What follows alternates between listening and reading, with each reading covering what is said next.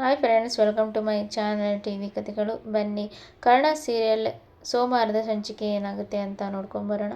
ನೀವೇನಾದರೂ ನನ್ನ ಚಾನಲ್ನ ಫಸ್ಟ್ ಟೈಮ್ ನೋಡೋದಾದರೆ ಲೈಕ್ ಮಾಡಿ, ಶೇರ್ ಮಾಡಿ ಮತ್ತು ಸಬ್ಸ್ಕ್ರೈಬ್. ಇಲ್ಲಿ ನಿತ್ಯ ಅವರು ಕೂಡ ಈ ಕಡೆ ಮನೀಷ್ನನ್ನು ಕೂಡ ಹೇಳ್ಕೊಂಡು ಬರ್ತಾರೆ. ಹಾಗೆ ಈ ಕಡೆ ಸತ್ತಿದ್ದಾರೆ ಅಂತ ಹೆಂಗಸರು ಹೇಳಿದ್ರಲ್ಲ, ಅವರನ್ನೆಲ್ಲರೂ ಕೂಡ ಬದುಕಿರ್ತಾರೆ.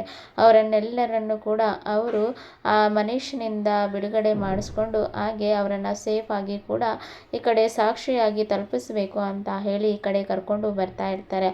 ಮತ್ತೆ ರಮೇಶ್ ಅವರು ಕೂಡ ಈ ಕಡೆ ಕರ್ಣ ಕಡೆ ವಾದಿಸ್ತಿರೋ ಲಾಯರ್ನನ್ನ 3 ಪಟ್ಟು ದುಡ್ಡು ಕೊಟ್ಟು ಅವರನ್ನ ಕೊಂಡ್ಕೊಂಡಿರ್ತಾರೆ. ಹಾಗೆ ಈ ಕಡೆ ಅವರ ಲಾಯರ್ ಕೂಡ ದುಡ್ಡಿನ ಆಸೆಗೆ ರಮೇಶ್ ಕಡೆ ತಿರುಗಿರ್ತಾರೆ. ಮತ್ತು ನಿತ್ಯ ಅವರು ಕೂಡ ಈ ಕಡೆ ನಿಧಿಗೆ ಕಾಲ್ ಮಾಡಿ ಹೇಳ್ತಾ ಇರ್ತಾರೆ, ನಾವು ಆದಷ್ಟು ಬೇಗ ನಮಗೆ ಸಾಕ್ಷಿಗಳು ಎಲ್ಲವೂ ಸಿಕ್ಕಿದೆ, ನಾವು ಆದಷ್ಟು ಬೇಗ ಬರ್ತೇವೆ ಅಂತ ಹೇಳಿ ನಿಧಿಗೆ ಕಾಲ್ ಮಾಡಿ ಕೂಡ ಇಲ್ಲಿ ಹೇಳಿರ್ತಾರೆ. ಮತ್ತು ಲಾಯರ್ನ ಹತ್ರ ಸ್ವಲ್ಪ ಮಾತನಾಡಿ ನೀನು ಸ್ವಲ್ಪ ಹೊತ್ತು ತಡೀರಿ ಅಂತ ಹೇಳಿ ನಿಲ್ಲಿಸು ಅಂತ ಇಲ್ಲಿ ಹೇಳ್ತಾ ಇರ್ತಾರೆ. ಆಗ ಈ ಕಡೆ ನಿಧಿಯವರು ಕೂಡ ತುಂಬಾನೇ ಖುಷಿಯಾಗಿ, ಹೌದಾ ಅಕ್ಕ, ಸಾಕ್ಷಿ ಎಲ್ಲ ಸಿಕ್ತಾ ಅಕ್ಕ, ಯಾರವರು ಅಂತ ಹೇಳಿ ಕೇಳ್ತಾರೆ. ಆಗ ನಿತ್ಯ ಅವರು ಕೂಡ ಹೇಳ್ತಾ ಇರ್ತಾರೆ, ಅವನು ಯಾರು ಅಲ್ಲ, ನಮ್ಮ ಹಾಸ್ಪಿಟ್ಲಲ್ಲಿ ಕೆಲಸ ಮಾಡೋ ಮನೀಶ್ ಅಂತ ಇಲ್ಲಿ ಹೇಳ್ತಾರೆ. ಹಾಗೆ ಈ ಕಡೆ ಅಲ್ಲಿ ಸತ್ತಿರೋರು ಯಾರು ಸತ್ತಿಲ್ಲ, ಅವರೆಲ್ಲರೂ ಬದುಕಿದ್ದಾರೆ ಅಂತ ಇಲ್ಲಿ ಹೇಳ್ತಾರೆ. ಆಗ ಈ ಕಡೆ ನಿಧಿಯವರು ಕೂಡ ತುಂಬಾನೇ ಖುಷಿಯಾಗಿ, ಹೌದಾ ಅಕ್ಕ, ನನ್ನ ಕರ್ಣ ಸರ್ಗೆ ಬೇಲ್ ಸಿಗ್ತದೆ ಅಂತ ನನಗೆ ನಿಜವಾಗ್ಲೂ ಗೊತ್ತಿತ್ತು, ದೇವರು ನಮ್ಮ ಕಡೆ ಇದ್ದಾನೆ ಅಂತ ಹೇಳಿ ಈ ಕಡೆ ನಿಧಿಯವರು ಖುಷಿ ಆಗ್ತಾರೆ. ಆಗ ನಿತ್ಯವರು ಕೂಡ, ಹೌದು ನಿಧಿ, ದೇವರು ನಮ್ಮ ಕಡೆ ಇದ್ದಾನೆ, ನಮಗೆ ಎಲ್ಲ ರೀತಿಯಲ್ಲಿ ಜಯ ಆಗೇ ಆಗ್ತದೆ ಅಂತ ಹೇಳಿ ಇಲ್ಲಿ ಹೇಳ್ತಾ ಇರ್ತಾರೆ.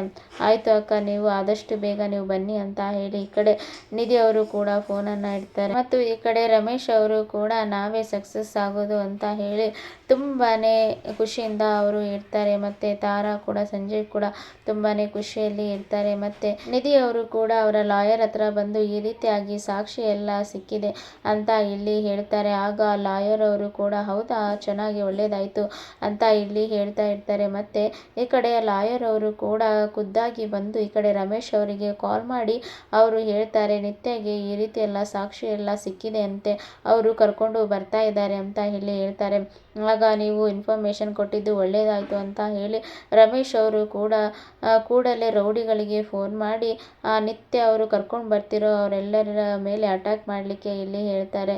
ಆಗ ಈ ಕಡೆ ರೌಡಿಗಳೆಲ್ಲ ಕೂಡ ನಿತ್ಯ ಅವರನ್ನು ಕೂಡ ಅಟ್ಯಾಕ್ ಮಾಡಲಿಕ್ಕೆ ಮತ್ತು ಆ ಸಾಕ್ಷಿಗಳನ್ನೆಲ್ಲ ಸಾಯಿಸಲಿಕ್ಕೆ ಅಂತ ಹೇಳಿ ರೌಡಿಗಳು ಕೂಡ ಅವರನ್ನು ಅಟ್ಯಾಕ್ ಮಾಡ್ತಾರೆ. ಆದರೆ ಎಲ್ಲರೂ ಕೂಡ ಚೆನ್ನಾಗಿ ಫೈಟ್ ಮಾಡಿ ಆ ರೌಡಿಗಳೆಲ್ಲರಿಂದ ಕೂಡ ಇಲ್ಲಿ ಎಲ್ಲರೂ ಬಿಡಿಸ್ಕೊಂಡು ಬರ್ತಾರೆ. ಆದರೆ ರಮೇಶ್ ಅವರು ಕೂಡ ತುಂಬಾನೇ ಖುಷಿಯಲ್ಲಿ, ಅವರು ಬಿಡಿಸ್ಕೊಂಡು ಬರೋಕೆ ಆಗೋದಿಲ್ಲ, ಅವರು ಸಾಕ್ಷಿನ ಒಪ್ಪಿಸ್ಕೊಳ್ಳಿಕ್ಕೆ ಆಗೋದಿಲ್ಲ, ಅವರು ಒಪ್ಪಿಸಿ ಕೊಟ್ಟರು ಕೂಡ ಈ ಕಡೆ ಲಾಯರ್ ನಮ್ಮ ಕಡೆ ಇದ್ದಾರೆ, ನಮಗೆ ಜಯ ಸಿಗ್ತದೆ ಅಂತ ಹೇಳಿ ರಮೇಶ್ ಅವರು ಕೂಡ ಇರ್ತಾರೆ. ಹಾಗೆ ಕರ್ಣ ಅವರನ್ನು ಕೂಡ ಈ ಕಡೆ ಕೋರ್ಟಿಗೆ ಪ್ರೊಡ್ಯೂಸ್ ಮಾಡಿರ್ತಾರೆ. ಹಾಗೆ ಎಲ್ಲರೂ ಕೂಡ ಅವರ ಲಾಯರ್ ಕೂಡ ಹೇಳ್ತಾ ಇರ್ತಾರೆ, ಈ ರೀತಿಯಾಗಿ ಎಕ್ಸ್ಪೈರಿ ಡೇಟ್ ಆಗಿರೋ ಮಾತ್ರೆನ ಕೊಟ್ಟು ಇವರು 3 ಜನನ ನಿತ್ಯ ಅವರು ಕೂಡ ಇಲ್ಲಿ ಯೋಚನೆ ಮಾಡ್ತಾ ಇರ್ತಾರೆ, ಎಲ್ಲರೂ ನಮ್ಮ ಕರ್ಣನಿಗೆ ಮೋಸ ಮಾಡೋರೇ ಆಗ್ಬಿಟ್ರು, ಆ ಮನೀಶ್ ಕೂಡ ಅಂತ ಹೇಳಿ ಆಗಿಲ್ಲ ಅಂತ ಹೇಳಿ ಕರ್ಣ ಕಡೆ ಪರ ವಾದ ಮಾಡ್ತಾ ಇರ್ತಾರೆ. ಮತ್ತು ಈ ಕಡೆ ಆಯ್ತು, ನಿಮ್ಮಲ್ಲಿ ಏನಾದರೂ ಸಾಕ್ಷಿ ಇದ್ರೆ ನೀವು ತೋರಿಸ್ಬೋದು ಅಂತ ಇಲ್ಲಿ ಹೇಳ್ತಿರುವಾಗ ಈ ಕಡೆ ಅವರು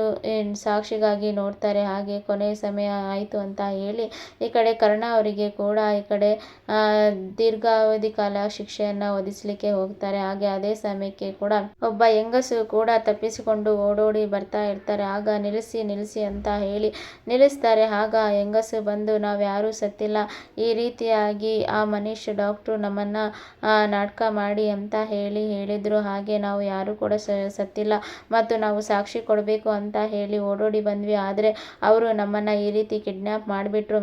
ಕರ್ಣ ಸಾರದು ಏನು ತಪ್ಪಿಲ್ಲ, ಅವರು ಒಳ್ಳೆಯ ಡಾಕ್ಟ್ರು, ಅವರು ಯಾವುದೇ ಮಾತ್ರೆಯನ್ನು ಕೊಟ್ಟಿಲ್ಲ ಅಂತ ಹೇಳಿ ಇಲ್ಲಿ ಹೇಳ್ತಾ ಇರ್ತಾರೆ. ಆದರೆ ಸಾಕ್ಷಿ ನಾವೇ ಅಂತ ಇಲ್ಲಿ ಹೇಳ್ತಾರೆ. ಹಾಗೆ ಅವರ ಗಂಡಂದಿರು ಕೂಡ, ಆದರೆ ಆ ಕುಟುಂಬದವರೆಲ್ಲರೂ ಕೂಡ ಬಂದು, ಹೌದು, ಯಾವುದೇ ತಪ್ಪು ಮಾಡಿಲ್ಲ, ಅವರು ನಿರಪರಾಧಿ ಅಂತ ಇಲ್ಲಿ ಹೇಳ್ತಾ ಇರ್ತಾರೆ. ಆಗ ಜಡ್ಜ್ ಅವರು ಕೂಡ ಅವರ ಕಣ್ಣ ಮುಂದೆ ಸಾಕ್ಷಿಯನ್ನು ಇಟ್ಟುಕೊಂಡು ಅವರು ಹೇಳ್ತಾರೆ, ಇವರಿಗೆ ಯಾವುದೇ ಶಿಕ್ಷೆ ಇಲ್ಲ, ಹಾಗೆ ಇದನ್ನೆಲ್ಲ ಮಾಡಿದವರು ಯಾರು ಅಂತ ಇಲ್ಲಿ ಕೇಳ್ತಾರೆ. ಆಗ ಅದೇ ಸಮಯಕ್ಕೆ ನಿತ್ಯ ಅವರು ಕೂಡ ಮನೀಶ್ನನ್ನ ಎಳೆದುಕೊಂಡು ಬರ್ತಾರೆ.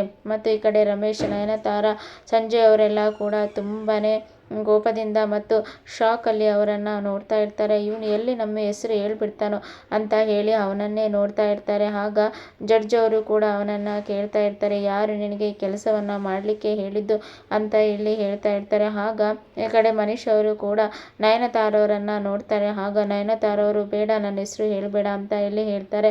ಹಾಗೆ ರಮೇಶ್ ಅವರು ಕೂಡ ಸನ್ನೆ ಮಾಡಿ ಹೇಳ್ತಾ ಇರ್ತಾರೆ, ಹೇಳ್ಬೇಡ ಅಂತ ಹೇಳಿ.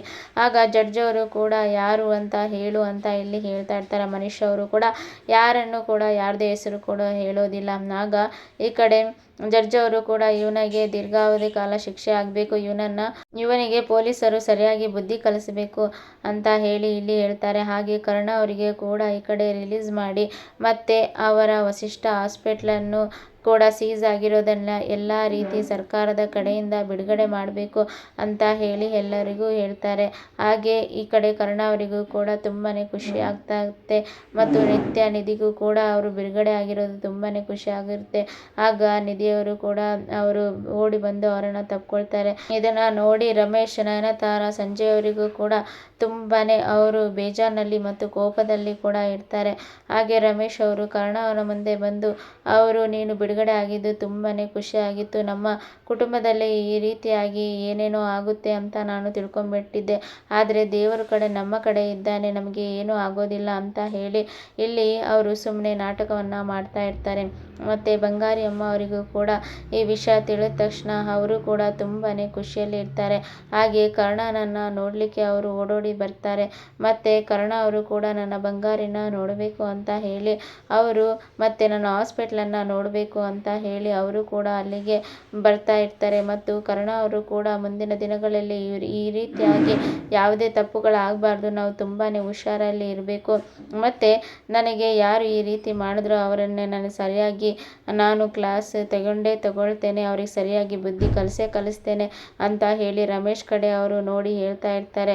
ಅವರನ್ನು ನಾನು ಸುಮ್ಮನೆ ಬಿಡೋದಿಲ್ಲ, ಇದಕ್ಕೆ ಯಾರ್ಯಾರು ಪ್ಲ್ಯಾನ್ ಮಾಡಿದ್ದಾರೋ ಅವರನ್ನು ಜೈಲಿಗೆ ನಾನು ಕಳಿಸ್ತೇನೆ, ಅವರು ಮುದ್ದೆ ಮುರಿಲೇಬೇಕು ಅಂತ ಹೇಳಿ ರಮೇಶನ್ನು ನೋಡಿ ಹೇಳ್ತಾ ಇರ್ತಾರೆ. ಆಗ ರಮೇಶ್ ಅವರು, ಹೌದೌದು ಕರ್ಣ, ನಾವು ಅವರನ್ನು ಸುಮ್ಮನೆ ಬಿಡಲಿಕ್ಕೆ ಆಗೋದಿಲ್ಲ ಅಂತ ಇಲ್ಲಿ ಹೇಳ್ತಾರೆ. ಆಗ ಈ ಕಡೆ ಕರ್ಣ ಅವರು, ಅಪ್ಪ ನೀವು ಪ್ರೆಸ್ ಮೀಟ್ ಕರೆಸಿದ್ರಲ್ಲ, ಅವರನ್ನು ಇನ್ನೊಂದು ಸಾರಿ ಕರೆಸಿ ನಾನು ಅವರ ಹತ್ರ ಚೆನ್ನಾಗಿ ಮಾತಾಡಬೇಕು, ಮತ್ತು ಇದಕ್ಕೆಲ್ಲ ಯಾರು ಕಾರಣ ಆಗಿದ್ದಾರೋ ಆ ಪ್ರೆಸ್ ಮುಂದೆನೇ ಅವರನ್ನು ನಾನು ಆದಷ್ಟು ಬೇಗ ಕಂಡುಹಿಡಿದು ಅವರ ಮುಂದೆ ನಿಲ್ಲಿಸ್ತೇನೆ ಅಂತ ಇಲ್ಲಿ ಹೇಳ್ತಾ ಇರ್ತಾರೆ. ಆಗ ಈ ಕಡೆ ರಮೇಶ್ ಅವರಿಗೆ ಕೂಡ ತುಂಬಾನೇ ಆತಂಕ ಆಗ್ತಾ ಇರುತ್ತೆ, ಎಲ್ಲಿ ನನ್ನನ್ನು ನಾನೇ ಇದಕ್ಕೆ ಪ್ಲ್ಯಾನ್ ಮಾಡಿದ್ದು ಅಂತ ಇವನಿಗೆ ಎಲ್ಲಿ ಗೊತ್ತಾಯ್ತು ಅಂತ ಹೇಳಿ ಅವರು ಮನಸ್ಸಿನಲ್ಲಿ ಅಂದ್ಕೊಳ್ತಾ ಇರ್ತಾರೆ. ಕರ್ಣ ಅವರು ಕೂಡ ತನ್ನ ರಿಲೀಸ್ ಮಾಡಲಿಕ್ಕೆ ಕಷ್ಟಪಟ್ಟ ಎಲ್ಲರಿಗೂ ಕೂಡ ಅವರು ಥ್ಯಾಂಕ್ಸನ್ನು ಹೇಳ್ತಾರೆ. ಹಾಗೆ ನೀವು ನಮ್ಮ ಕುಟುಂಬಕ್ಕಾಗಿ ಎಷ್ಟೋ ಮಾಡಿದ್ದೀರಾ, ಹಾಗೆ ನಿಮಗೂ ಥ್ಯಾಂಕ್ಸ್ ಅಂತ ಹೇಳಿ ಎಲ್ಲರೂ ಹೇಳ್ತಾರೆ.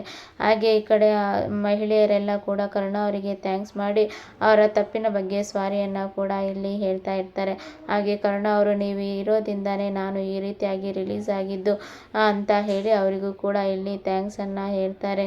ಮತ್ತು ಕರ್ಣ ಅವರು ಕೂಡ ಮುಂದಿನ ದಿನಗಳಲ್ಲಿ ರಮೇಶ್, ನಯನತಾರ, ಸಂಜಯ್ಗೆ ಯಾವ ರೀತಿ ಬುದ್ಧಿ ಕಲಿಸ್ತಾರೆ ಅಂತ ಕಾದು ನೋಡೋಣ. ಇಲ್ಲಿನವರೆಗೆ ಇವತ್ತಿನ ಸಂಚಿಕೆ. Thank you for watching.